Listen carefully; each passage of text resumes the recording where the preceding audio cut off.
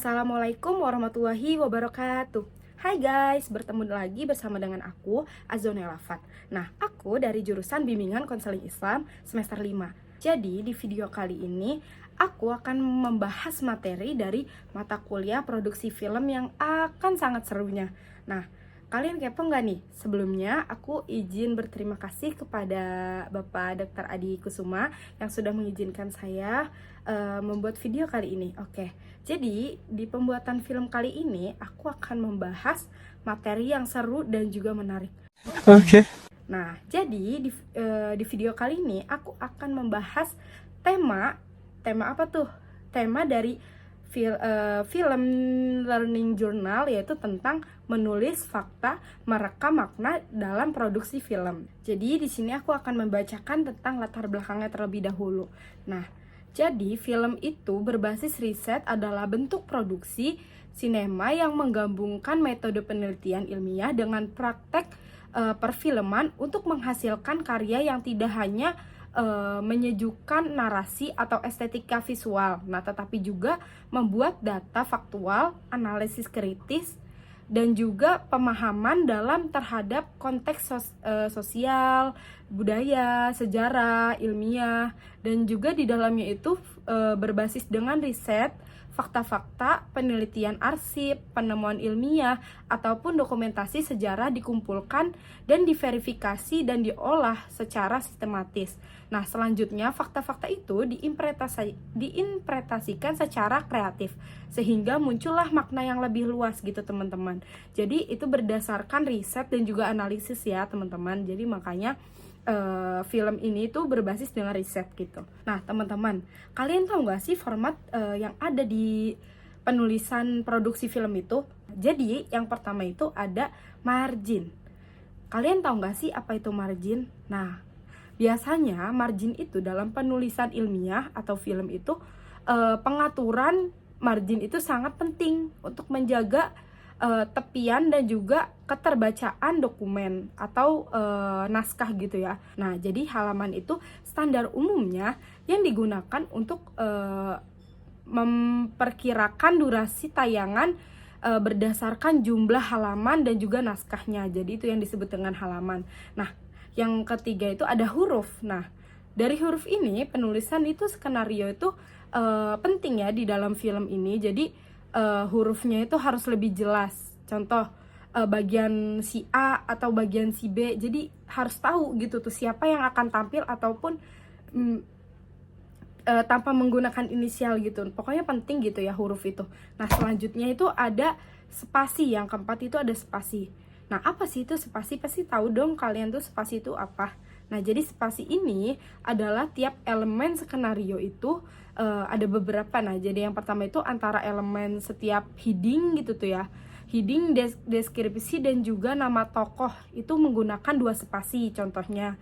Untuk untuk membedakannya gitu. Nah, yang kedua itu ada uraian, deskripsi, dan juga dialog itu cuma 1 spasi. Jadi kayak dialog dan juga dan juga uraian deskripsinya itu ya dikasih jarak gitu, contohnya 1 spasi. Nah, yang selanjutnya itu ada margin, scan heading, dan juga deskripsi itu rata dengan margin kertasnya gitu. Jadi kayak dia rata aja gitu ya. Itu disebut dengan spasi.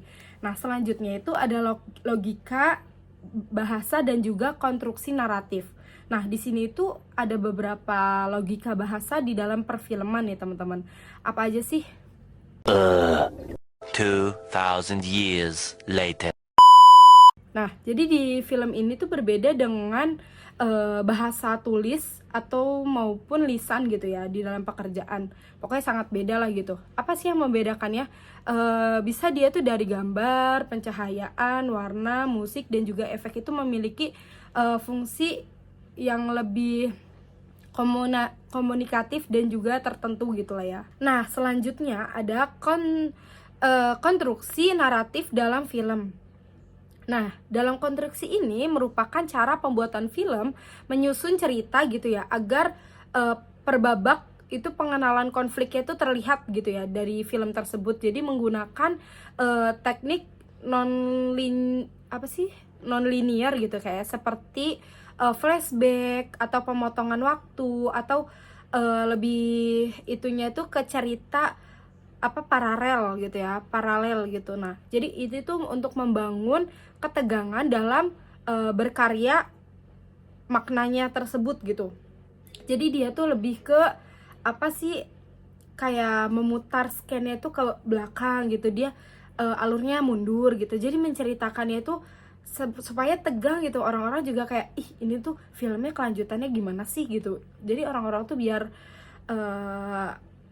gimana ya, tertarik gitu ya dalam film tersebut gitu. Nah, selanjutnya itu ada rasionalisasi data dalam penulisan dan produksi film. Nah, teman-teman, dari rasionalisasi pasti udah paham dong. Jadi dalam proses pembuatan film ini, baik yang bersifat fiksi maupun non fiksi, itu berdasarkan penting mengambil keputusan, nah baik dari sisi kreatif maupun teknis. Jadi rasionalisasi ini bisa untuk memberikan alasan yang pembenaran terhadap berbagai elemen yang dipakai dalam produksi film. Jadi lebih ke pembuatan film ini tuh bersifat fiksi maupun non fiksi, biar terlihat gitu ya, dia tuh termasuknya fiksi atau non fiksi gitu dalam rasionalisasi data ini. Nah, selanjutnya itu ada nih teman-teman yang tidak kalah serunya, ada wawancara sebagai sumber primer. Okay. Nah, di wawancara sebagai sumber primer ini atau interview gitu ya, itu adalah salah satu kaedah pengumpulan data yang paling bisa digunakan dalam penelitian sosial. Jadi kaedah ini tuh digunakan ketika subjek kajian itu responden meneliti berada langsung bertatap muka gitu dengan si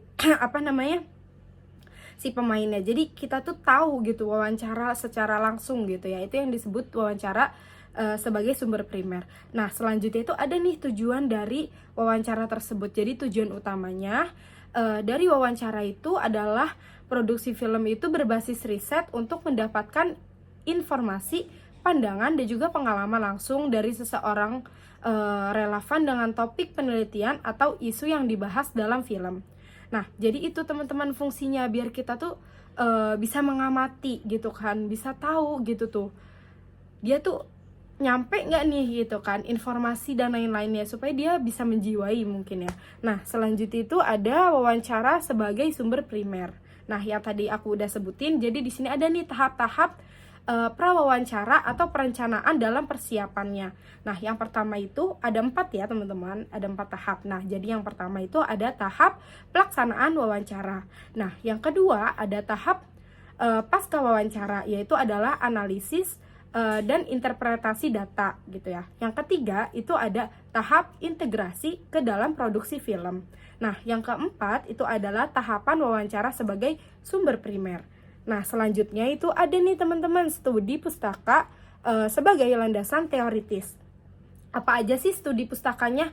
Dalam studi pustaka ini atau kajian pustaka adalah rangkaian kegiatan untuk mencangkup pengumpulan, pembacaan, pencetakan, dan juga pengalakan bahwa dari literatur, dari buku, artikel, tesis gitu ya, dokumen, artikel, pokoknya sebagainya gitu tuh ya.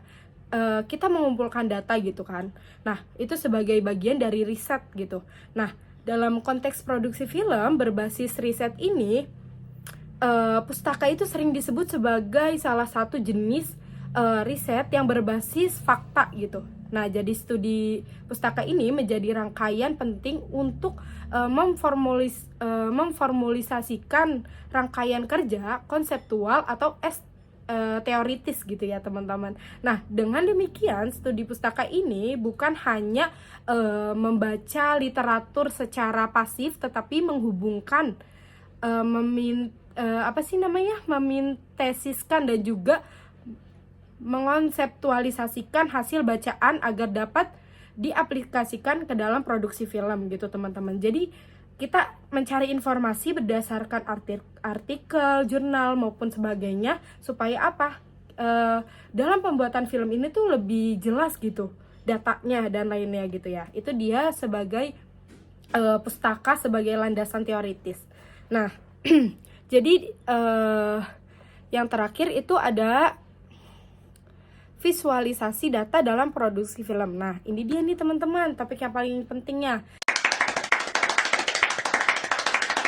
Jadi, visualisasi data dalam film ini khususnya dalam konteks sinematik atau visualization itu merupakan teknik penyajian data ilmiah yang menggunakan metode sistematik. Nah, seperti sinematografi, pencahayaan, komposisi, visual. Nah, tujuannya itu adalah untuk penyampaian informasi ilmiah yang konteks kepada audiens gitu. Nah, umumnya itu dengan cara yang menarik dan mudah dipahami.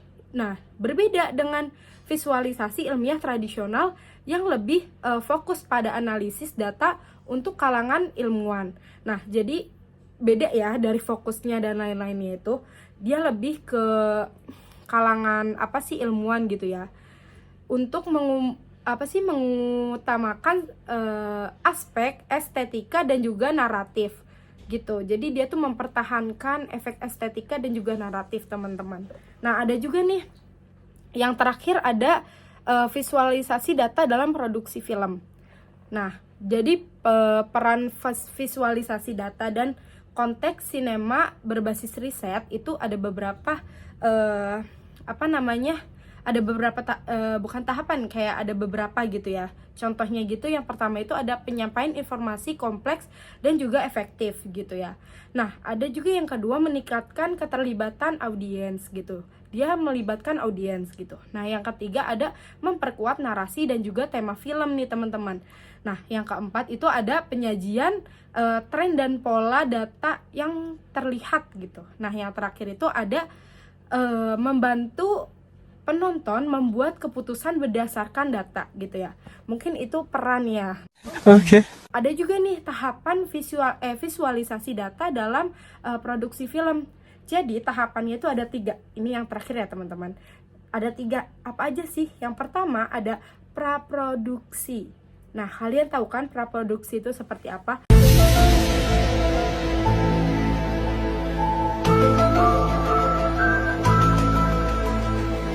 Praproduksi itu kayak persiapannya produksi.